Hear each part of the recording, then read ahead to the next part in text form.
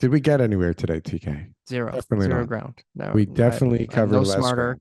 than I was coming into this, but I had a good time. I too feel more dumb.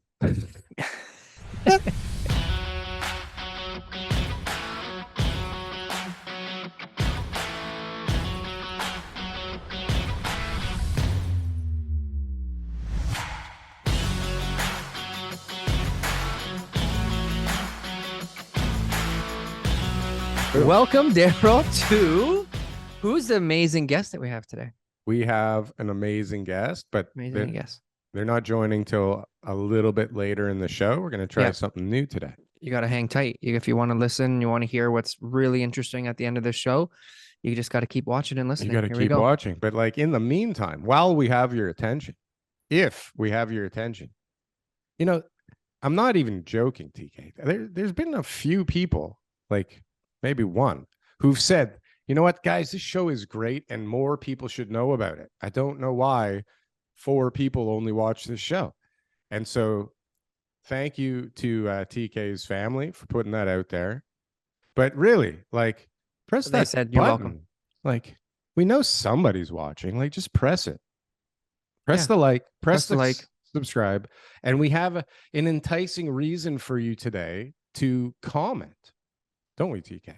Yeah. So December 1st, we are giving away, well, before December 1st, we're giving away a ticket to the Looney Hour live show at the Hockey Hall of Fame in Toronto. The Hockey Hall of Fame. Much bigger show than this one. That's for damn sure. And airfare and hotel accommodations not included. Not included. And you know, but if you get here, we have got a ticket for you. TK and I will be there if that is not a deterrent for you. And we'd love to spend the evening with you talking about real estate and meeting all kinds of cool people there. And so whoever makes the most interesting, witty, funny comment about real estate in the comment section below is going to win that ticket. Or just even tells us in the comment that they would be interested in going. Okay. Yeah. Yeah. You may be the only person in the contest. You might so be. Literally, if you haven't commented, but you'd like to come to the show, we got a free ticket. You can join Darryl and I. Literally, just any type of comment relating to that show whatsoever could mean that you won the ticket. So, but the funnier, the better, just so you know. That's right. We like to have fun here, TK. And speaking of fun, if you haven't checked me out at the Frankfurt Report on Twitter, it is a whole lot of fun. It's a hoot. And you're doing a newsletter Substack lately as well too. I've been noticing that. Yeah, that was kind of an experiment that I've enjoyed. It's good. I've been reading them. They're good. Good stuff. Well, I get railed on Twitter because I don't have enough characters to really make my point properly, right? Like there's a lot rattling up in this head. So Substack gives me an opportunity to actually get my point across without maybe stepping on my words too much. You're a good writer. I think you have like a style and you got this personality and it comes out in your writing and you take it seriously and you have little pictures and diagrams and references and that's, way to go. It's a lot of fun. So yeah, come check that out. Thanks for your support, Mr. TK. So let's talk about the market and what's going on from the boots on the ground TK perspective. Everything's selling. This is a great market. It's fantastic. Great time to sell. Put your house on the market. What are you waiting for? Yeah, go. Is that now pumping? Here. What like now? Like what is it? Like is that? Am I like anti first time buyers now by saying that? Like at the end of the day, the market's still alive and still moving. Like if you're thinking about selling, get your house on the market. What are you waiting for? We've got like a record low new listings coming on the market every month. There's really not that many properties out there. Next year could be worse. Who knows? Even Stephen Poloz doesn't know. So how the heck am I supposed to know? So, but what are you busy doing right now? Are you like showing a lot of houses? Or are you like just making cold calls? Or I can honestly say like maybe it's hard because this is always like the new benchmark, but I can honestly say that like my man hours right now are busier than I've been or that I ever am at any point in the year. I'm going out in the morning and I'm meeting people and I'm listing places and I'm showing houses and I'm putting together deals and I'm calling people and like all day long every day. Like, and there's no days where I'm like, oh my gosh, I haven't even been able to train as much jiu-jitsu lately because I've been so busy, which is a sign that I'm busy because I make time for jiu-jitsu. Let me tell you. No, and me every day. too. Like Yeah. I haven't made a video of my own for a long time. I haven't had a chance to edit stuff I've been like meaning to get to forever. Like a lot of stuff has been on the back burner because man, I used to be so chill for the last 2 years and it felt like nothing was happening. But like all that work I was doing below the surface is like I'm Piling up, busier than right? all hell, man. And like And, it's and like people are tired. People are tired of waiting. They don't want to it's like just wait around anymore. Waiting sucks. everybody wants to talk and wait, I think, but everybody also wants to pounce. It's like really weird. Like let's I don't know. There's a lot of weird stuff going on. I mean, I'm really aggressively trying to buy land right now, and it's a I mean, you're working with me on some stuff. You see, it's like, Yeah. what the hell's going on? You're like, you give a listing exactly what they're asking for, right? You Mm. pre-negotiate with the agent, and then you Well, can't even get a sign back. every No, but circumstance it's is different. But not. This is the thing. I'm working on a bunch of those where it's like, you tell me, what does the APS need to look like for me to actually get this thing? yeah, Okay, to put it in at, I think we go in at 8 million and then we yeah. do it like this and they're willing to give you a VTB and blah, blah, blah. And then it's like, did you hear anything back from them? Like, Okay. So what's, I I gave gave you you I give exactly what what you you asked said. for. Yeah. I'm working on this other one with an agent I've never even heard of before. And he's got this listing downtown. And I'm like, I want to make an offer. He's like, okay, I have 7 other offers. I'm like, okay, well, like, do you want to, do you want to help me get the deal? Do you want to give me a little direction here? Like, do you even want an offer from me? Like, you can't even tell. Right. And then you got other guys who are like, I'm getting a lot of pressure right now. Like, I really need that offer from you that you Yeah. said you were going to give me. Right. And it's like, I don't understand what's going on right now. It's a Meanwhile, mixed bag. but prices aren't budging. Welcome to the UrbanToronto Pro monthly report. I'm economist Ash Nababi. In this month's report, developers proposed 11.23 million square feet of gross floor area in 26 new applications to the City of Toronto in September of 2022. This represents a 130% increase in gross floor area over the same period last year. Developers also proposed 13,000 new units, which is nearly twice as many as the average for this year, at 781 square feet of residential GFA per dwelling unit. This represents the third highest such proposal for the year. This increase in development applications was in stark contrast with other news about the fall in transactions and prices of new home sales in the Toronto area. For a complete breakdown of these numbers and figures, as well as up-to-date news about development applications in the GTA, visit urbantoronto.ca. Prices, from what I'm seeing, aren't budging. Creativity, however, is skyrocketing Through the through the roof. roof, right? Yeah. Yeah. Like, yeah, like even in the residential market, it's like, you want 100% VTB for 0% for like a year to get you over the hump, just so I can have like my 2.2 million still that I was Yeah. really banking on. Agents are doing something different right now too. I was thinking about it this week, right? So there's no secret that agents made more money last year than probably ever before. A lot of agents did, right? Yeah. And so they're sitting on a little bit of extra cash, and their deal flow has definitely dropped because it's 40% less sales this year, and so it means in theory the average agent would be selling 40% less than they did last year. So, and of course, it becomes a little bit more challenging to sell a property. So I've noticed that agents are now starting to market properties. They're putting out online ads. I'm seeing them on YouTube. I'm seeing them on social media, all that type of stuff.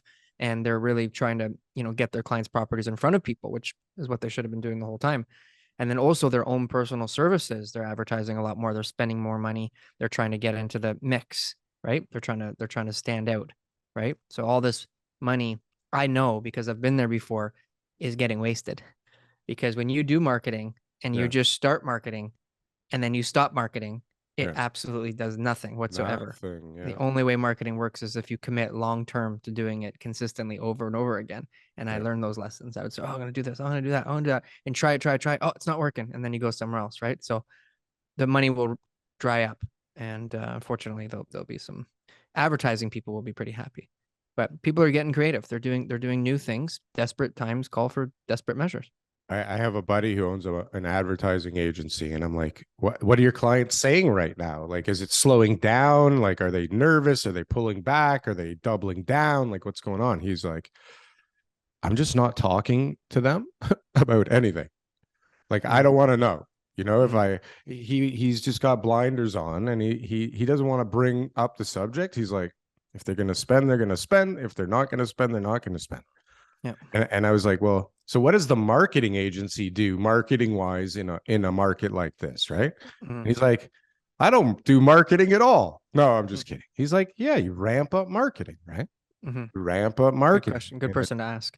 But in a down market, like, this is how you pick up market share. And this is where you start laying the groundwork for when things come back. Because if you like sit around waiting for the market to come back, it'll be back and you will have missed a whole bunch of opportunity and a whole bunch of income. And you'll be one of those guys sitting there going like, I was thinking about being a carpenter, right? Or I was thinking you're about the being only a one painter. marketing right now in certain fields, or if you are stepping it up, you're the one that's standing out. And so when the time comes, you'll be top of mind. You'll be top of mind, and it just works this way, right? So, but it's interesting. It's actually an interesting point, because you see people that do it in like a spurt, because they're like, oh no, I don't know what to do. Things are drying up. I'm going to throw like $1,000 at it this month on Google Ads and see what happens. And it's like, you get some traffic, but it's like a bunch of tire kickers and like nothing comes of it. And you go, things are going to shit right now. I could use that $1,000 to like take out a couple of clients or keep up the facade that I have going here, right? Yeah. And then next thing you know, it's like the $1,000 disappears. And if you had only done it for like 2, 3, 4, 6 months, right? Boom. I got a lot of VTBs as well, since what you mentioned. Oh right? my God. VTBs are out there right now, big time, right? They're out there and they're being disguised as not VTBs, and they're being called all kinds of things. And I mean, they're all VTBs, but I saw a condo where they were offering to pay the first 12 months of your interest on your mortgage. And I was like, that's a VTB. And somebody was like, no, they do it all the time. I'm like, okay, fine. It's not a VTB. Yeah, like, but it's a VTB. That would be like an Oklahoma offer. Technically, they couldn't say that I'm going to give you back money on closing for the interest that you have to pay. They would just have to reduce the purchase price, because it would affect the loan to value that the banks would be. No, they don't want to. Their whole thing is so they don't have to adjust the purchase price, because that becomes an Oklahoma offer. Well, that's I don't know what the fucking Oklahoma. So Oklahoma offer is me saying to you, all right, listen, Daryl, I'm going to buy your property. Okay. But you're going to charge me 400,000, but really I'm only giving you 380, and you're going to kick me back 20 grand under the table to fix the damn parking lot. Like that's the Oklahoma offer. Right. And so the bank's like, yeah, TK bought a $400,000 property. Let's give him his, 80% loan to value. No problem. But really I bought a $380,000 property. My loan to value was higher than what the bank was giving me financing for, and therefore fraudulent. Right. Yeah. So, but either way, this is the creativity is out there. So people are going and they're saying, hey, I want to make a deal happen, and I'm flexible. I'm willing to. I need to, want to. I'm flexible. But usually VTBs are coming from people who are like, I want more money than my place is worth, and I'll give you some favorable. And I need to get this deal done for some reason, right? Like I got to get this done now, but I need to get it done at a certain price. So you can close in 8 years. I'll give you 100% VTB, but like I need a piece of paper that says you're firm on this property with this number, right? Because I bought something else, and the bank needs this piece of paper from me. I sent you that listing this week on WhatsApp. Refresh my memory. The house that has all the stuff in it. Oh God, what the hell? Yeah. So without getting into too many details, it's a flip house. It's a house for somebody to come in and flip the house. The spread on this house is hundreds of thousands of dollars, but we got an anti-flipping tax, a flipping anti-flipping tax, Daryl. Flipping anti-flipper tax. We got business income on any houses sold under 12 months, right? So of ownership. So somebody's going to go in there and buy it, but that entire profit will be taxed as like income, no capital gains. Or you got to take no more 13 50% months, exemption. no? 12 and a half months. Well, what's the market going to be like then, right? So the sell it now. Close. What the hell? Who cares? Nobody knows. We're trying to sell. That's my job. But what I'm saying is, there's much less people out there right now looking to flip, and now assignments are also going to be covered underneath that as well too. Yeah, how can you flip? Okay, let's get to that now. Let's talk about interest rates and pricing in the market. It's like, I don't understand what's going on. I mean, people, I guess, yeah, if you're buying with cash, and we've been saying this for months, it's like, fine, you're kind of leveling the playing field. But now where's all this cash coming from if you're able to buy something? Or you're looking at like what, 5% interest rates now? I was Close at to a, 6. I had people here last night. We were talking with them, and he's like, "Oh, I locked in for 5 years." And I was like, "Oh, you're so lucky. Like, when did you do it?" He's like, "Oh, no, I'm not so lucky. It was like at 4.45%." Yeah. And I was like, "Oh, like that kind of sounds good to me because I'm renewing in like 13 months and I don't know what Yeah. the hell is going to be, right?" Yeah. How many people are sitting here going like, "Fuck, like I don't want to pay an extra 2.5 points on this thing." That's a Yeah. lot of money on a lot of, like, especially in Toronto and Vancouver. I mean, where most people have like, not most, but a ton of people have $1 million+ mortgages, right? Mhm. Right. Like, imagine the guy that's carrying Average mortgage in Toronto is 630,000. look, So that means there's people who are less and there's people who are more. If it's people are a 630, lot it's more. yeah. There's a lot of $3 million houses in this city. And Yeah. I mean, are they all paying cash for that? Like, No, a lot of there's them lots have of good $1 million income, mortgages. right? The biggest mortgage I did in Maybe 2 2021 million. was 2 million. Yeah, 2 million. Listen, Yeah. you buy a $3 million house with $1 million cash. I mean, your ratios are good if you got He had, good he income, had a right? credible income and I think his interest rate was like 1 point something. So he's Yeah. like, and he's a smart guy and he was like, I would be stupid not to mortgage this and use that money for other things until it comes up for renewal. And I said, Hopefully the income wasn't from like the crypto market. Like, no. but imagine these guys who made money Yeah. in crypto and like took some out, bought a house, took a big mortgage, and had all this crypto money, and now they have like not like Free and craft crashed, dinner. gone. They're like craft dinner, and they can't sell Yeah. their house, and their fucking crypto. Remember the guy we had a guy on the show. We A had that crypto guy. guy? Yeah, remember the crypto lenders? Oh yeah. I wonder how Yeah. they're You were doing right questioning now. the heck out of that guy. I I gotta was watch like, that listen, again. man. I was like, I wouldn't do Crypto this. And he's like, loans. no, it's legit. It's fine. It's totally fine. But like It if was all fine. those crypto assets that they had for like collateral dropped 70%, Or and they were 95. I can't remember what their loan to I think it was like 50 or something like that, but it didn't cover that loss. So No, they it would have doesn't asked cover. people to top up. And if the guy was like, well, I don't have any more, Fuck you. I had Yeah, to come sell it to take make my those house. payments to you. Yeah. Yeah, or not. Yeah, or not even like just Right. fuck you. Where are you, crypto company? Are you gonna come after everybody? That Yeah. like, I mean, they're lenders. I mean, it'd be a they got mortgages. They're disaster. gonna come back after them for sure. Oh, it'd Or be a they're all lot of. holding right now. They're all going, oh, shit, what do I do? How do we What do I pump this do? thing up again? Like, what How do do we we do it? do? Let's all Let's at make least YouTube channels. Pump this thing. contact what's that name? The from ARC the ARC investing fund. Kathy Wood. Yeah. Let's get her to do another interview with somebody saying how bullish she is on the market. She's getting fucking hammered also. Right? She's a Yeah. disaster. She was a hero, now she's a disaster. But everything's a disaster. Look at Facebook. Holy Jesus Christ. But I know. anyways, listen, and all that still hasn't affected the real estate market. Like, it's gonna start to, right? We flattened right now. There's no downward pressure on a lot of different areas. Ooh, right? we have flattened. Okay, so that brings us to another topic. We kind of bounced over the interest rate thing, but that's okay. Yeah. Like, it just depends on inventory levels. So if you're in an area that has, a lot of inventory, then the buyers will come in and they'll say, I want to pay less than the last guy. We just bought a condo this week for $45,000 less than the last guy. Is that what you said? Yeah, $45,000 less than the identical unit, 7 floors down, 3 weeks ago. Where's this? What's this? It's like a downtown location. So well, there's $45,000 locations less. downtown. It's downtown. Good location. West. Good location. Yes, yeah. Okay. location. Yeah. Good. Yeah. And so 45,000. How many beds? Less. 1 bed. 1 bedroom. 45,000 less. 7 floors down. How much after? 3 weeks. 3 weeks. 45 grand. That's not good. On how much? What was the price? I think it was just a good deal. Oh, let's not get into too many specifics, but I think it was just we picked up a good deal, and that was the main thing. Good deal. Why? Why were the sellers needing to? Because it was a tenanted property. That's the answer. Because it's so it didn't show very well. There was a lease in place. We've got to like buy the property and then take the risk on that. But why did the sellers want to sell anyways? If it's a tenanted property, why are they sellers? I never believe anybody if they tell me.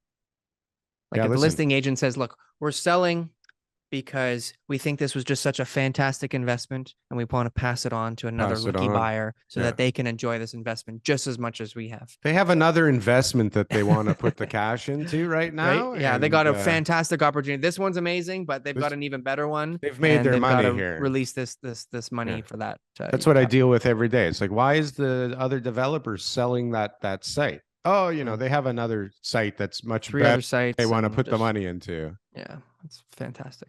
Yeah. Not That's that the answer. comments from the city told them that they were crazy and that the site's never going to work out the way they hoped. Or never the lender said, or the lenders all said, sorry, bud, You got not 3 months, happening. 3 months to sell this property. Otherwise, Good luck coming making back. these numbers work at 12% interest, right? Exactly. And Yeah. floating against prime too. Oy, what a disaster.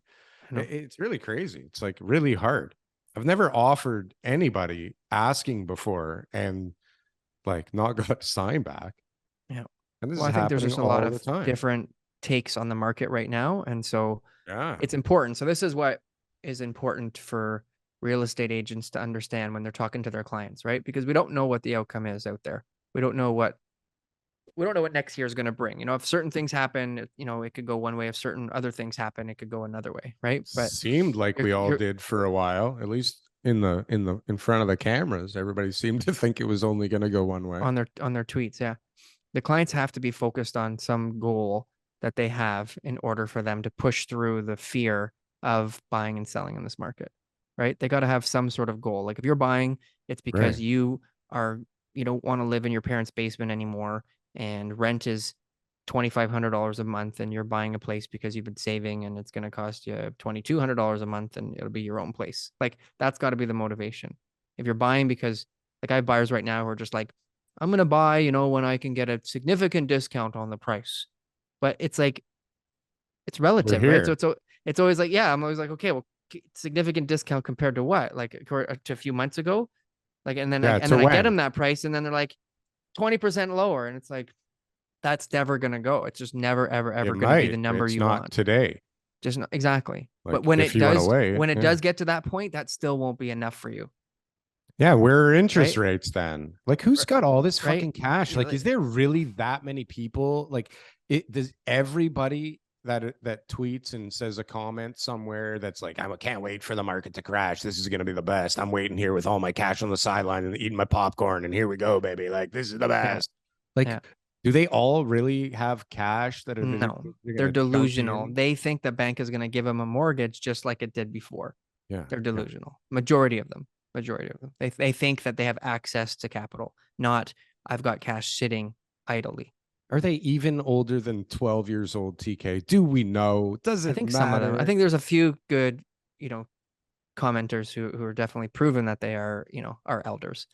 But either way, I digress. That is true. So okay, back to interest rates and investing in real estate and like multifamily. Let's talk about multifamily.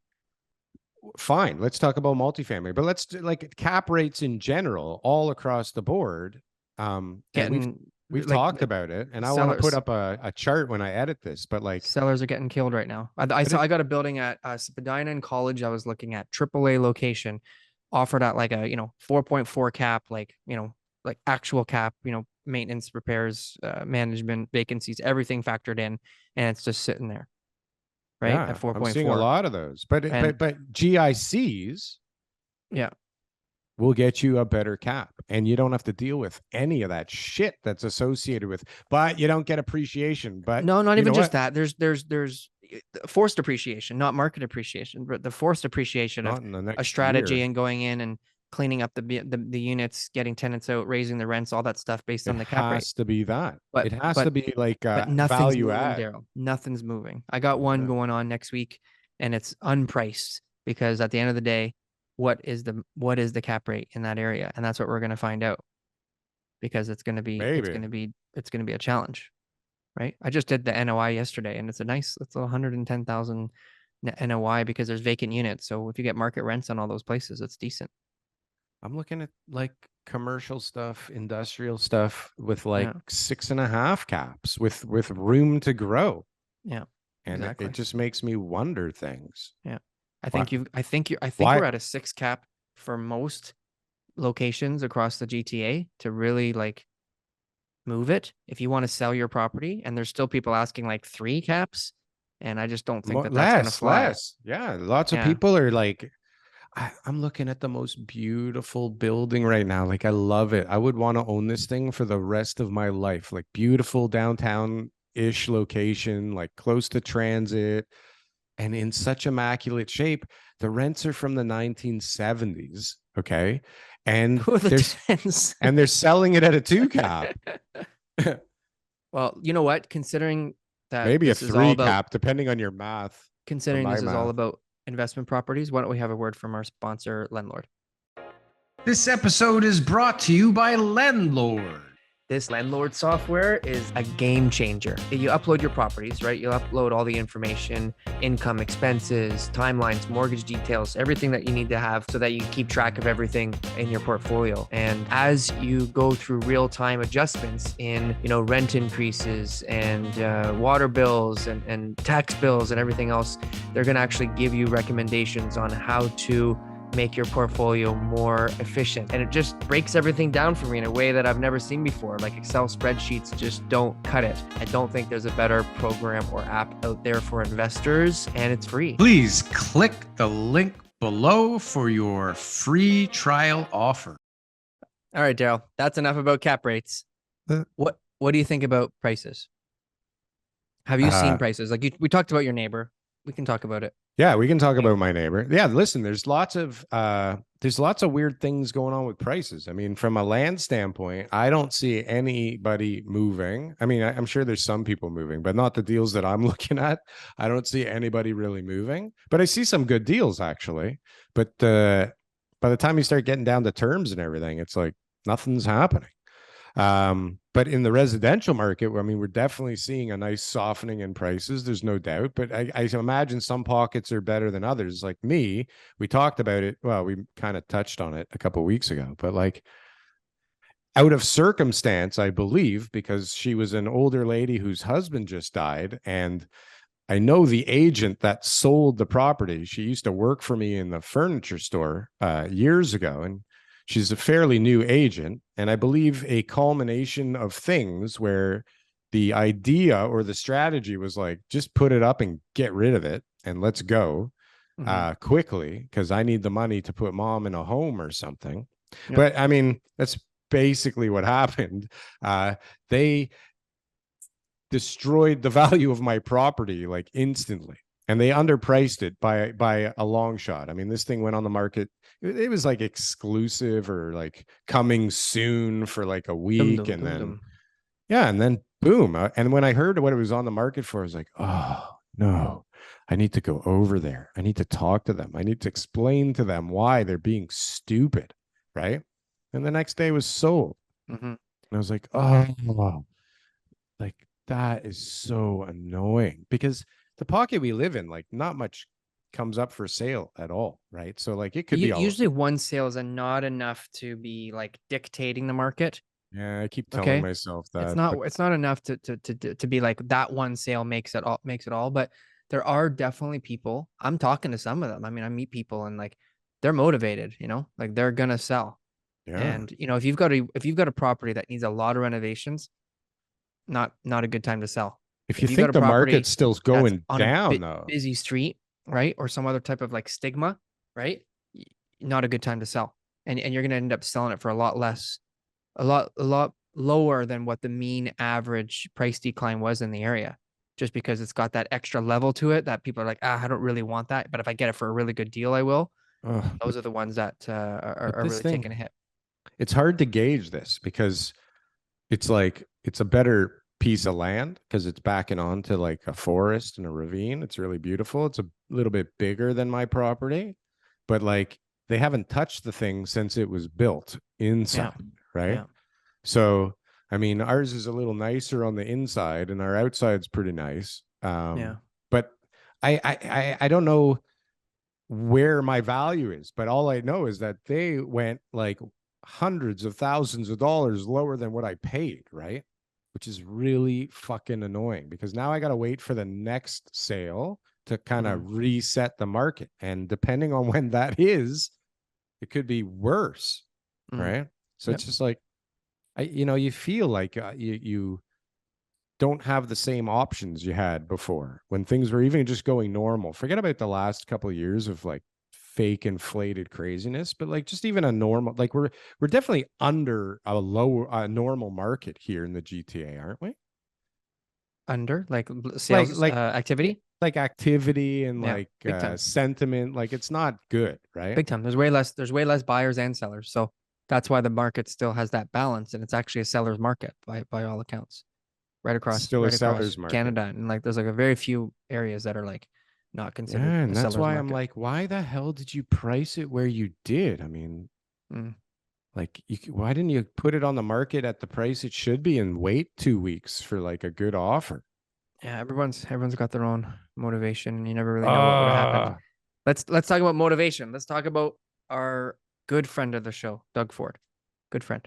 He's coming on the show, everybody. Just stay tuned. Just watch every episode from now on. His new verified account on Twitter. Did you see all that thing? I was paying attention to it very quickly. But we're gonna have that Doug Ford on the show. The green, yeah, that's what we're gonna get. The green belt. The green belt. Yeah. And the yellow belt, both under attack simultaneously. So based on my conversations with you and your conversations with people who know and what I've read, is the whole missing middle yellow belt situation is a go, and that they've got the necessary framework to be able to have 3 units per property in the municipalities across Ontario. Yeah, not even 3 per property. I mean, you could put 3 in the house, and maybe later on you could add that garden suite. I should talk about my garden suite, but we'll talk about it after. I spoke to somebody about your garden suite, by the way. Oh, good. And we'll talk about it. Let's talk about the green belt first.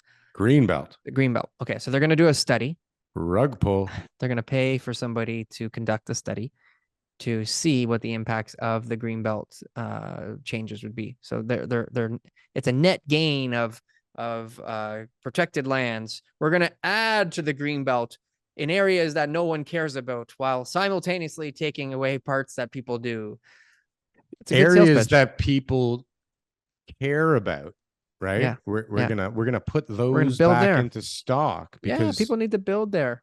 And who cares about greenbelt lands that are off limits and full of trees and creeks and wildlife? Like, who really cares that those would be turned into, more favorable development areas? Well, little Jimmy and Susan, who are 22 years old, getting married, and they want to buy their own home one day. Right. They need more housing. They need those pieces of property to come online. They don't need like other ones that are already available and able to be developed. It's those particular ones. That's greenbelt talk, Daryl. No, but it's those particular ones that need to be. Of course. Right. Yeah. And I don't know why, but the green belters are saying, hey, why don't we just make more density in the areas we can already build? That's transit-oriented communities, all those type of things, right? It's like green. Is it green versus yellow? No, because they're both under attack simultaneously. Is it green and yellow versus who? Who actually wants all of this density? Is it just do the people want it? Do the developers want it? Do the government's officials? Was that English? Do the government officials want it so that they can continue their immigration? What do we want to call this immigration thing? Like, it's like a fire hose. It's the immigration tirade. No, it's not a tirade. It's like a fire hydrant opening up, right? It's like crazy. So I know a lot of people that are super bearish, that are unbelievably bullish right now. Only because of the immigration policy, and not even the new one, like the last one, like from a year ago, where they said 430 a year. We're really going to push the envelope, right? Yeah. Now they're like 500. No brainer. Hello. No brainer. I just, I don't know what my stance is. Like, I'm not going to say like, hey, we should open up the green belt or we shouldn't, but I definitely feel like there's a lot of places out there that can be built on that won't harm the ecosystems nearby. TK, right? They're selling stuff in Georgetown for $11.50 a foot, okay, in a condo. So what happens in this new green belt that comes up available that isn't already owned by monster-sized developers? They're going to do it for less. The price, exactly. They're going to what? Attainable housing. This is the whole thing. It's going to drive the cost of land down. Hmm. It's not going to drive the cost of construction down. That's fixed. It's going to drive the cost of land down because everyone's going to look at it and they're going to say, land is already owned. Yeah, exactly. And what did those guys buy it for? Right. Exactly. But the market value as the end product is where it is. It doesn't go down. They don't go, hey, I know. We bought this land for nothing and we just got this great deal but from the is government. the market up or down right now, Darryl? Yeah, but those things aren't going for sale anytime soon. But when they do go for sale, they'll be able to sell them for the right price so that it is in line with the market. And then when I bought that house in North Pickering 5 years ago, right? And now I got a new house that's my neighbor's, that my developer neighbor has built. That's the same as mine, but better and newer for cheaper. Yeah. Which one of the buyers going to pay? Yeah, but that's a temporary thing. Like it only can last so long. If they build enough of them, this is what happened in the 90s. This is exactly what happened. Is all these areas, Vaughan, Richmond Hill, Durham, whatever, they just started building more houses that were newer. And you're looking at your neighbors and you're going, what the heck is going on over there? They're selling that for $300,000. I paid $450,000 2 years ago, and that one's brand new. Yeah. And that was the issue. That's why it took 12 years for prices to come back, because the construction that did happen to add stock for population growth and everything like that was coming on at dirt cheap prices, right? And there was a lot of development in the 90s at that time. But in order for all that new stuff to come in at like somewhat affordable levels, which they will come out at market price, whatever market price is. Absolutely. That means market price has to become affordable for those to be affordable. And the whole idea is that we need affordable housing. Like we need it now. We need people, because nobody can afford housing. So we need things that make affordable housing come on the market, not things that make more housing able to come on the market for a few guys. That will not give you a discount under any circumstance, unless market, right? But the market will allow for it, and so but that's bad. That's so bad. Look at the market. It's bad for everybody who currently owns a home. I agree. It's fucking bad. But the main point is that it's possible, because when the guys who are building these condos and guys like yourself, you're buying land deals at prices that are basing on the current cost of construction and the current market rates. And if it goes down on those or up, and whichever way, is bad for you, the project doesn't work anymore. And that's why we had these, projects getting canceled and so forth and so forth. But for these type of developers who already own that land and they literally paid nothing for that land compared to what it's worth, they will launch it because the government said you have to have your plans in place in the next 12 months. And I think it was like a 2 or 3 year time, whatever it was, that there's a short timeline to produce this housing stock. And they're going to say, guys, it may not be the best time, but let's launch it and let's get it all sold. What price do we need to put it on at? Because we can afford to do this number. And I'm telling you. Oh, yeah, that's how it works. Okay, it's TK. Going to create it. Oh, yeah. 100%. Okay, why not? That's how it works. Because first of all, the city can't get anything turned around in 12 months. So it won't even be the developer. The developer, the regions, barely none of this is in Toronto. They won't do any of it, please. They're not going to get nothing through in 12 months, especially then on top application of it. Stage. You have to do so much work to that land before you're willing to sell anything. And like, it's so far down the road. And guess what? If a developer thinks that by holding on and not launching for another year, they're going to make another X amount of dollars per square foot, and they fucking zero, like no mortgage on the land for 30 years and no cost to the land and a better opportunity in a year, unless they're forced, but they're not going to really force them. There may never be another opportunity where that land is the Greenbelt designation is lifted. It may never happen again. But on those pieces of land, this might be a once in a ownership opportunity. You're so naive, bro. Like that, they're not reverting that back. Excuse me, sir. Listen, the people that got that thing reversed, they are powerful people. I mean, that wasn't just Yeah, let's just there is a good spot. No, like certain people own the Of land course. and they wanted it 100% agree. rezoned and they figured Yes. out a way to rezone it. And guess what? Nobody's going to go, sir, it's taken a little longer than expected. We're going to have to take away your permits. Good luck with that one. But the fact I'm is just that they're saying, getting permits and they got to go through with it. So maybe it takes a little bit longer, gonna but, take way but you're not longer. hanging on to it for another 20 years. No, the market If will be you own that rip land, roaring. It'll be if you- rip roaring again by the time They're these going to units take come all on that the money. They're market. going to buy other pieces of land and do the same thing in 30 years with some other politician. Telling you. Okay. Yeah. I hope you're right. I hope you're right. I mean, we need affordable housing. Listen, Downward pressure on prices. if it made sense for me to go out to God knows where and buy a parcel of land and put a whole bunch of trailer size units on it because they would sell like hotcakes, like I would do it. But the reality is that the place that you could do that where it makes economic sense, nobody fucking wants to live there. Okay. And it takes forever to get anywhere where you can actually like make some money or have an internet connection or something. Right. And you're going out on a serious bloody limb to do it too. Right. And you're building like a subdivision on wells and septic and like everything else, fucking natural gas. I got 14 lots for sale right now in one of those areas, and it's not going so well. You can buy land like for nothing right now because who the hell wants it? You can like unless you know something, right? Unless you know something. And you see, even from your bit in the industry, I mean, a lot of the properties that are fucking great. Oh, it's like you check who owns them, and it's like, wow, how'd they know already, right? I guess I'm late to the party, but like the party just started. So how do you do this? But anyways, we're going way off. Circles. We're going in circles. Way up. No, but it's not a circle. It's like it doesn't fix the thing it's supposed to fix. It does so something. What's our opinion? What's our opinion then? What's our opinion? More subdivisions coming in the Greenbelt. So like, what? So that's all. More sales centers. This additional whatever inventory these policies change. Yellow Who's belt, building it? Green belt. Okay, whatever inventory those bring won't be enough to satisfy the demand from the immigration, or there will be enough, or it'll be an oversupply. No. Okay. You can't. So you can't have an oversupply. So we have too many people. We need too many houses. We can't build fast enough. There's no chance.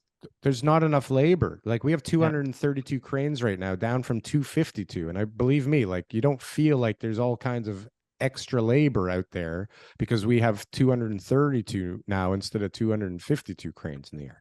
And that's just cranes. Like what about all the subdivisions and all the townhouses that are being built in like Coburg and Port Perry and like God knows where, Mount Albert and like Georgetown and Georgina and all these places like where you're going to ramp up immigration with people that can't build stuff.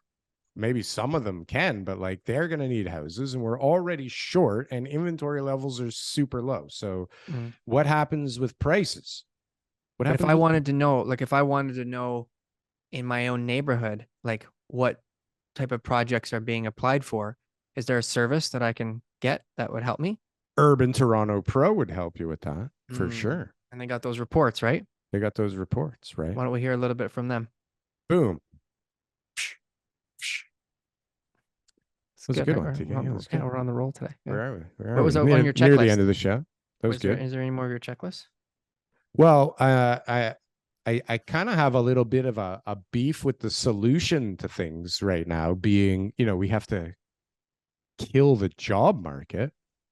This seems a little backwards to me. And I could be wrong. I mean, I understand how people's wages going up can create increases in the cost of everything and how that would have a push on inflation. But like people having good jobs and the ability to pay for stuff seems like a good thing to me. Like seems like a target for a society.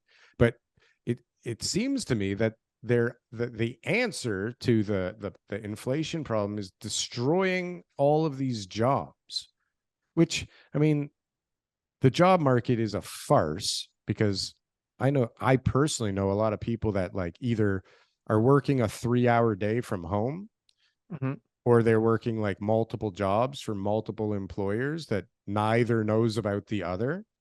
or they have a YouTube channel or some Shopify store and they have a full-time job. And like, who's reporting all this income and who's saying that they're actually working? If or maybe people are collecting unemployment while they have some job online in Guatemala or India, or who knows what the fuck people are doing right now. But you get my point, right? It's like, I had a roofing company here, and I guarantee you, like we talked about it last week, those guys are not like employed Canadian citizens. They're just not at least according to the government, but they're in Canada and they're making money and they have money to spend on shit, right? So your point is that there's more income being generated out there than the government knows about. And so even though the employment environment right now is good, it's Tight. even better. It's even better. It's even It's even better. better than they're reporting. Right. And people are doing okay. People are doing okay and they have extra money. Not everybody. Some people are getting killed. Like, I mean, if you're somebody who's not paying attention to things around you and you work in a furniture store, like What you industry? probably. So furniture store. I taled to my furniture client this Yeah, week. He furniture's said dead. things were definitely different. Oh yeah, I talked furniture's to dead. There's also like, how about tech? Tech is getting a fucking beating right now. They're all like chopping people like left, right, and center. Tech has taken a beating right now too, right? Yeah. Like Oh, yeah. double-digit % job shrinkage. Construction industry. I've talked to multiple contractors who've all said the exact same thing to me. Slowing, but They've all said that. Yeah, and I mean that has interesting implications too that I don't know that we want to get into right now. But I mean, all of a sudden there's going to be a lot of extra labor lying around as all these jobs slow, unless something spurs on like some quicker growth, like maybe this build more houses faster thing. If this actually does spur some opportunities, maybe some labor just gets redirected and you don't really see a lull. But like, if you're in my perspective right now, you're seeing like land sales aren't happening and land deals are taking longer to put together and prices don't make any sense. And like, applications that are being put in are so crazy. Like, they're going for such crazy densities and crazy buildings, and most of them, there's no history of a sale going through. So a lot of them are like, listen, we're going to go for this. And if we get this, you're going to make that. And I'm going to, pay to see if we can get it. And we'll see what happens. Right. And they're putting in these crazy applications that, if maybe they get a fraction of it, the deal will make some sense. Right. But they're shooting for the moon, or it's shooting for Mars and landing on the moon. Or I don't know what we say these days. But so do you think it's going to be hard for me to find people to build my garden suite? Well, you may, depending on when. I mean, you may enter that little gully when all of this like high-rise labor that's slowing down, which it doesn't seem to be slowing down anytime soon, but like it will. You definitely hear from every general contractor that like the pipeline is shrinking and that like they need stuff lined up. High-rise construction companies will have the same issue in the next 3 years. There's going to be a gap, right? Yeah, there's going to be a gap where like something new has to come online for them to do. And there'll be even a bigger gap, like, because like realtors will be joining the market. All this labor will be, listen, the reality is 70,000 realtors in Ontario. Like, come on, some of those guys are like giving up right now, right? A lot of them are giving up right now. Not giving up. They're doing other things. They made a lot of money last year and they're some like, of them made nothing. We saw Skrinko put up something that said like 53% of the agents didn't even do a sale last year. Okay. But what I'm saying is the ones who did are all sitting around, living large, enjoying themselves, doing their hobbies.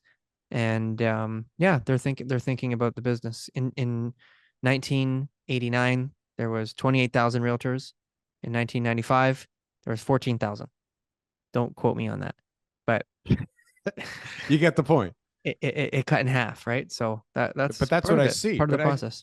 We'll probably see like construction workers needing to find more work and a lot of people needing renovations done. And so what you'll see is a lot of people will start getting into the renovation game and let's say, hey, like, you're in construction, do you do this? And they'll be like, oh, fuck yeah, I do that. Like, I'm about to lose my job right now. And like, hey, Manny, and can I work at evenings and weekends? Like, is it okay? Like, I can be there Thursday night. Like, how late can I work? Will you pay cash? You Get the got to pay job done. cash. Yeah, You got to you pay get cash. And I got a cash. couple of guys that are going to help me out, and it's going to be beautiful. We're Cash. going to all be rich. It's going to be beautiful. I'm We're not. going to I do don't the have a best job. license, but I can do electrical. I'm not licensed, but I know I how know to a do guy. it. My I know uncle a showed me. guy. But this is what's happening. So I don't know what happens with the labor and the labor pool, but I imagine that there's going to be a lot of people that are trying to figure out where their next dollar's coming from in a few months from now. Right. Mhm. And I think that there's already a lot of people already thinking about it. Like if you work in a furniture store right now, like you're doing a lot of this all day. Like, anybody here that I can help? Yeah. Right. Right. And then you help somebody and you're like, oh, like I got the wrong people. These guys are just kicking tires. Right. I need that lead over there. They Like said those guys look like they're thinking about buyers. buying a house. I don't even own something yet. Jeez. But then on the inverse side, like we saw a launch this week at Young and Shepherd that was bananas. You were Right? telling me So- about that. Yeah. So it's so hard to kind of figure out what's going on, but like the overall sentiment is definitely slower, right? And things are definitely, at least in the construction side. I mean, it makes sense. Nobody did anything for so long, right? Now nobody wants to buy anything, and nobody even launched anything for so long. So like, if there isn't a gap, something has to fill the gap, right? But then you start thinking like all this other autonomy's coming on. There's gonna be warehouse workers looking for work, and there's gonna be like all kinds of people, drivers. So we might looking be for able to work. meet that labor shortage, right? We might be able to have those. Yeah, but you're units talking built, about with people right? that are Because used you've listed to a lot of making things that are contradicting, right? Like we don't have enough labor to Yeah, build all but- these suites because the immigrants are coming and we don't have enough You need a places for them and we're realtor. never going to keep up. But You it need a sounds realtor like willing to there's work a for chance. $15 an hour to We swing a talked to- hammer. Well, you know what? That's not going to happen. Maybe no, But there's a lot of people coming to the country who are going to want to, right? There's a lot of younger generations that are going to start to, Right. smarten up a little bit. And they're going to say, hey, my friend or my uncle or my older brother is making 6 figures working that job as a fill in the blank tradesman. So Right? that's why it's so tough right now, because there's a lot of upward pressure and a lot of downward pressure and a lot of like weird shit coming down the pipe that like nobody knows what effect it will have, but like it has to have an effect, right? Anything is possible. Anything is possible.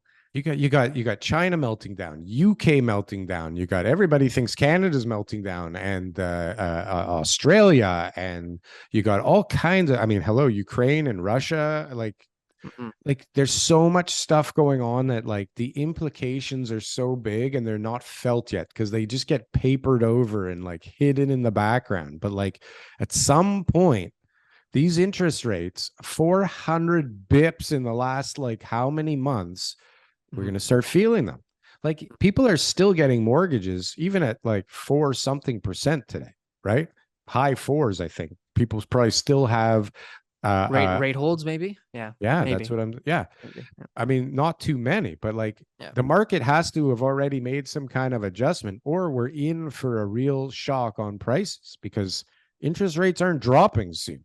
Like they may hold now for a while, right? But I mean, Best case scenario is they stop going up. Well, who thinks they're not going to raise in December? Yeah. I don't know anybody. I haven't given my prediction yet, but I'm going to give my prediction right now. Do it. I'm going to give my prediction right Do it. Okay.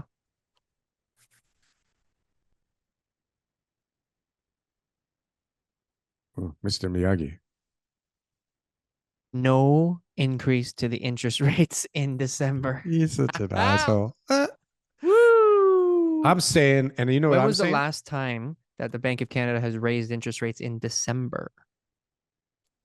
I don't know if that's a fact or just something that somebody's said numerous times lately. I don't know. I've heard that they never do. It's a question. I hear that they never do. It was a question. But I got a feeling that This that will be the won't time? be the case. Yeah. Yeah.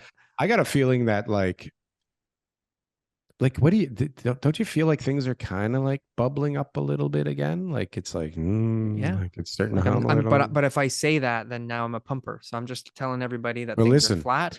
I and that feel things are like okay.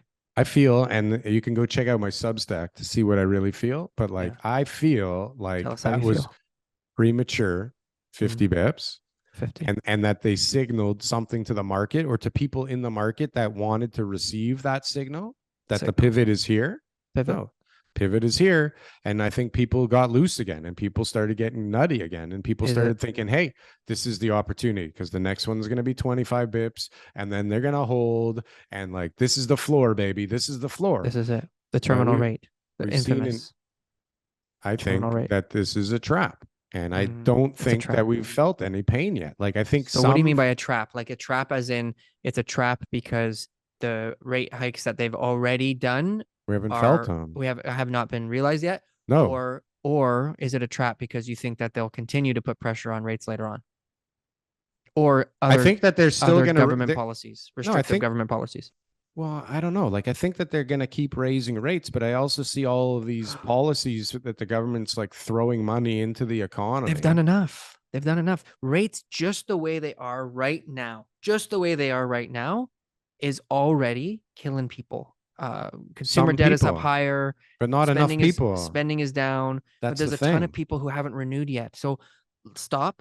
Let December, no more rate hike. Next year, let's just see how this all unfolds to see what the outcomes will be. Okay. Yeah. And I bet you there'll be a lot of people who are spending less money and inflation will come down just based on the increase to the interest rates that they've already made. Well, and you see that the trend is already down month after month. The trend is down. Like, inflation is not going up more each month. It's still up, but it's coming down month after month, right? It's like from 7.3 to 6.9 or 6.7 or whatever the fuck, 6.1. I don't even know where the hell heading in the we're right at direction. anymore. Well, I mean, it is for now, but what happens? Like, I don't know. I went out the other night and the place was slamming, and I go to the malls and the places you go to good places. Slamming. You go to good places. I don't. Like, I was at Joey's at Yorkdale Mall, and like after the mall is closed, but it's like a Thursday. It's like a normal, like, no, but I've taken pictures in Joey's before when I was like, this place is dead. Like, there's nobody upstairs, right? And so we should go out for lunch again, Joe. Yeah, we should. That'd be nice. Yeah. But you know what? We didn't get to one question, and it's super important. We're gonna have to get to it at another point. But it's like, let's do it now. Are we in a recession? Were we in a recession? Are we going into a recession? Because like, I felt months ago that we were in a recession. It felt like we were in a recession, that things were slowing, stopped, and were no good, and sentiment was shit. And now I'm kind of feeling like, hold on a sec. People are like really bullish, and people are like really around me. Like, people are really wanting to buy stuff. They may not be doing it, but they're like getting ready like crazy. Like, everybody's just ramping up, and everybody's just, there's so much stuff going on. And it's like, I see this launch and I'm like, oh, now like the market also kind of feels better about things. Cause like a few weeks ago, before 50 bips, if it was 75 bips, or if it was like a few weeks ago, I think it would not have had the same traction. Yeah. So as someone who has not lived through many recessions, okay, that's what I can tell you. The ones that I've been through that I remember and at least can give you some insight on, I think were really acute, right? It was short-lived, there was only so many quarters, right, that were contracting. But I think this one's going to be a lot longer. I think that this one is going to take a lot longer for us to really start like ramping up spending again and start to see people, because of the inflation factor. It's not just the government saying, because of inflation, we're going to raise rates and we're going to try to slow everyone down. Like, that's part of it. We have to actually understand the impact on the individuals. There's people who are going to be building up more debt. There's going to be people who are going to be struggling. There's going to be people who are not having profitable businesses. There's going to be so many other little areas of the economy that get affected because of inflation, wage increases, job losses, all that hurts businesses and individuals. And then that will take a lot longer for us to be able to get through. Like, potentially it could be like a decade long, non-recession, we'll call it. So, but if people like me, and I haven't had a GIC in 30 years. My grandpa bought me one. But when people like me, and there's a serious discussion around, like, maybe I should park my money in a GIC for 6 months or a year, that money, like, what's it doing? Instead of like investing in a business, or instead of like investing in a real estate property, or like, I don't know, it's just sitting there. I guess whoever you put the GIC, they're not really supposed to do much with that money, are they? Are they supposed to invest it? Well, I think it's government backed, right? So yeah, I mean, they're putting the money into things that the government do. Right. Like it's like crazy. Clearly, neither one of us have bought a GIC. Right. Right? But it's crazy, right? But it's like, Yeah. well, hold on. It's like beating out real estate right now. So why the hell wouldn't I just do that? Because I know real estate will come back at some point. But that's crazy that I'm even thinking that. Yeah, but who's really okay with that? You know, like who's really okay with four and I've a half, seen 5%? You know, people that just people who are don't smart think and- it's the and- time yet. It's Yeah. not time yet yeah, because people there's who are some smart.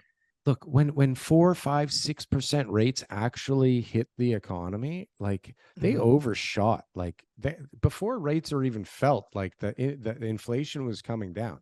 And then Mm. at some point, you know, supply chains do come back online, and maybe we do see things were a little bit more transitory than we thought like a year ago, right? Maybe Yeah. they're just still filtering through the system. Transitory is a loose word, right? I mean, it could be a month, it could be 5 years of But it's transitory behavior. But the point is like it's not normal. It's not like there's something else behind it, right? And it will like disappear at some point, Mhm. right?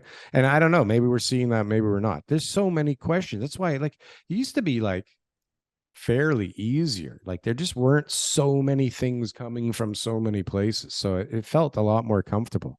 Now it like feels like a big fucking craps game, Well, right? you've heard You're it here. crazy. You're You've crazy. heard it here first, folks. Only if you listen to this before you still listen listening. to other stuff. Like, comment, and subscribe. Hit us up in the comments for the Looney Hour December 1st live show. We got an extra Yeah. ticket. Please join us and let us know that you're interested. But Daryl, I think Now today we have our guest coming to join us. the Thank guest you will for be on staying here around for the guest. any moment. Any moment. But I have to go. Right. Now the Um, games really begin, TK. Exactly. The Thanks, Daryl. after show. Always The a after show. pleasure to discuss topics that you and I are well versed in. Did we get anywhere today, TK? Zero Definitely not. ground. No, We definitely I'm covered no less smarter ground. than I was coming into this, but I had a good time. I too feel more dumb.